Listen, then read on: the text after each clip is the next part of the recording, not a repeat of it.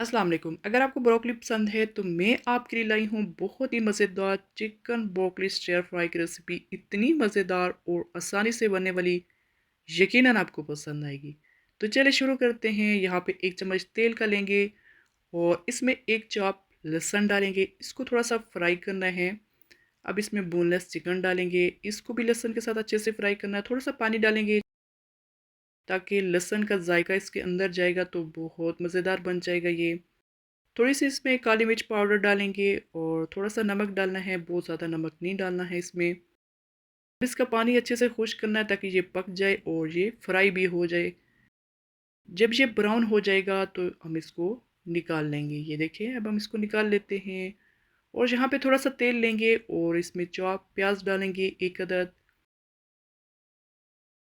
अब हम इसमें 1 चम्मच लहसुन डालेंगे चॉप, गार्लिक डालेंगे पेस्ट 1 चम्मच। थोड़ा-सा फ्राई करना है और ब्रोकली डालेंगे 1 कप, इसको अच्छे से धो के डालना है और मशरूम डालेंगे। अगर आपके पास मशरूम है तो ज़रूर डालिएगा, बहुत मज़ेदार बनेगा। चिकन स्टॉक डालेंगे हाफ़ कप इसमें डालना है ताकि ये सब्ज़ी पक जाए और 1 चम्मच सोया सॉस डालेंगे, 1 चम्मच ऑयस्टर सॉस डालेंगे, थोड़ी-सी काली मिर्च पाउडर डालेंगे और इसको मिक्स करेंगे। हम इसको स्टिर फ्राई कर रहे हैं, बहुत ज़्यादा इनको पकाना नहीं है, 3 मिनट इसको कवर करना है। और जो चिकन हमने फ्राई किया था अब हम इसमें डालेंगे और थोड़ी-सी इसमें कुटी मिर्च डालेंगे। अगर आपको स्पाइसी पसंद है तो आप थोड़ी ज़्यादा डाल दीजिएगा, मैं इसमें हाफ़ चम्मच डाल रही हूँ।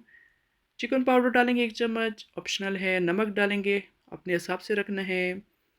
इसको थोड़ा-सा फ्राई करें, इसमें थोड़ा-सा पानी रहने देना है। 1 चम्मच कॉर्नफ्लोर, हाफ़ कप पानी में मिक्स करके इसमें डाल देंगे और थोड़ा-थोड़ा पानी इसमें रहेगा तो इसकी ग्रेवी सी बन जाएगी।